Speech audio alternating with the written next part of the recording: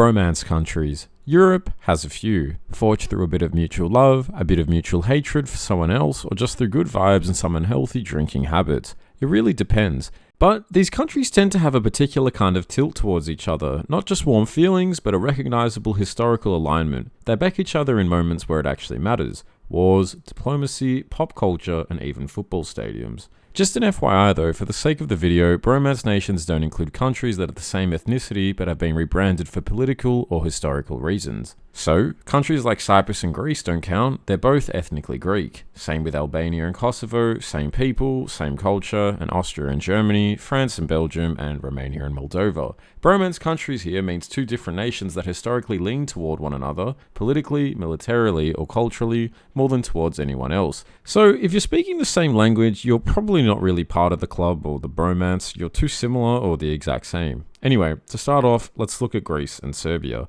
At face value, this is the Orthodox Christian alliance of the Balkans, or the Annoy the Ottoman Empire starter pack and launch uprisings at the same time, just for fun.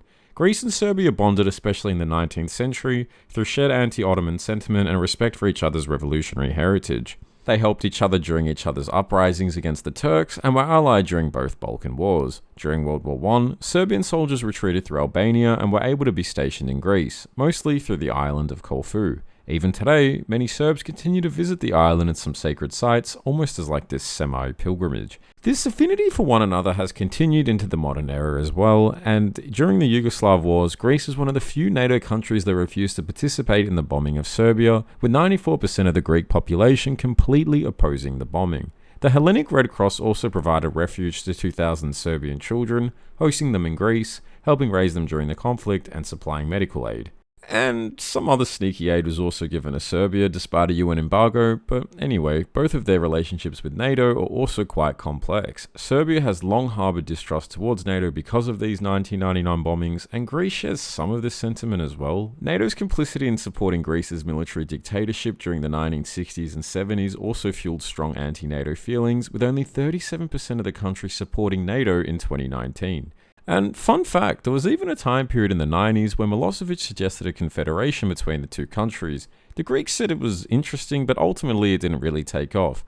I guess he was in his feelings and he was missing Yugoslavia. I don't know though.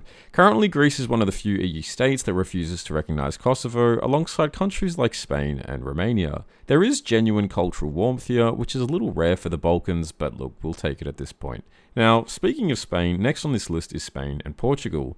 This is the Iberian Peninsula fraternity, two neighbours who spent half a millennium competing for oceanic empires and then somehow ended up with not so great economies, but pretty good lifestyles. Spain and Portugal have very different languages, and Portuguese is actually closer to Galician, and for most of history they were rivals more than allies. They literally raced each other to carve up the world in the 15th and 16th centuries, but that rivalry forged a strange mutual admiration. They both became the Catholic maritime superpowers of Europe. They knew they were the two who broke the Atlantic wide open. They also retook the Iberian Peninsula back from the Moors, so there's also a mutual historical enemy that's been thrown into the mix. In World War II, both stayed neutral, separately, yet in weirdly parallel ways under Franco and Salazar.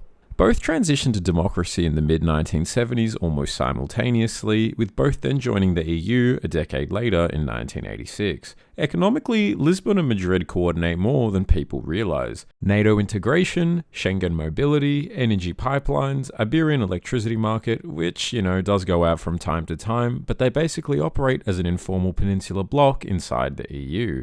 Both countries are deeply Catholic and obsessed with football. For Spain, Italy also feels more like a distant cousin, whereas with Portugal, it's a different story. We've been neighbours for 1,000 years, we don't need to prove anything kind of vibes. Today, Spain and Portugal probably share the chillest bromance in Western Europe, a soft, easygoing Iberian brotherhood. Next is Czechia and Slovakia, or Czech Republic and Slovakia because no one really says Czechia, let's be real. These two separated in 1993, but emotionally, not really. They shared Czechoslovakia for 75 years, share intermarriage, media, humour, and even each other's TV shows to this day. They're distinct Slavic identities, but psychologically still adjacent. Their split was a divorce without animosity. Both Slovaks and Czechs visit each other's countries like it's another region, and unlike a lot of other countries, looking at Greece and Cyprus, they're different enough to be their own distinct nationalities. A little bit closer though, and they'd be the same, and it would be a bit incestuous. They cheer for each other's football teams when the other isn't playing, and they always argue about who makes the better beer, in a friendly way though.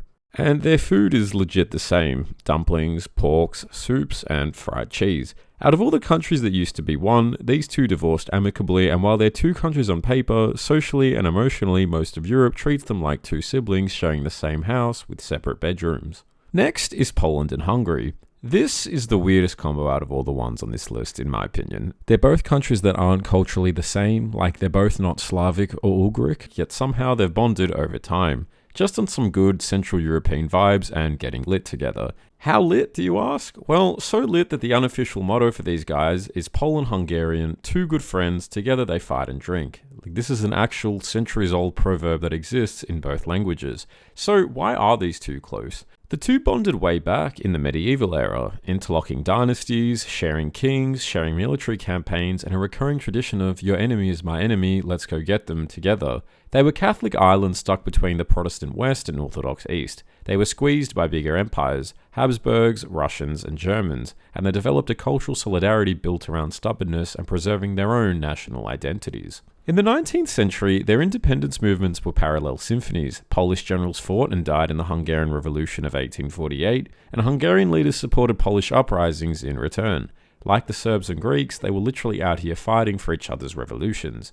And even in modern history, they were both satellite states of the Soviet Union, as late as 1990. And during the 1956 Hungarian uprising, Polish solidarity went far beyond words. Poles held mass blood drives, and the Polish Red Cross literally shipped blood and medical supplies by train to Budapest. Today, they still vote similarly in the EU on certain issues, still like to poke fun at Brussels, and still have this we're cousins in trouble together mentality. In Poland, Hungarians aren't seen as another foreign nation, they're seen as the friend from school who sits next to you during detention because you both threw the same chair.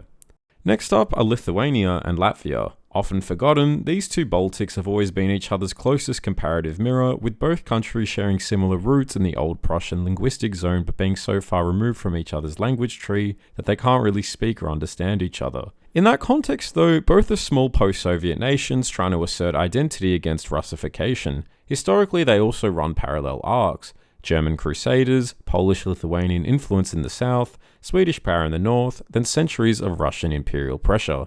And that last part, Russification, is a huge glue. The Soviet era left the same shared trauma: deportations, purges, and then the miracle of reclaimed independence in 1991 through the Baltic Way, the human chain of 2 million people stretching across all three Baltic republics. Now they anchor in the same exact geopolitical ships: EU, NATO, and the Eurozone. They often coordinate defense posture because when you live next to the same grumpy nuclear neighbor, you compare notes pretty regularly. Defense cooperation, common security concerns, Baltic air policing, and even Eurovision voting, Lithuania and Latvia tend to align instinctively.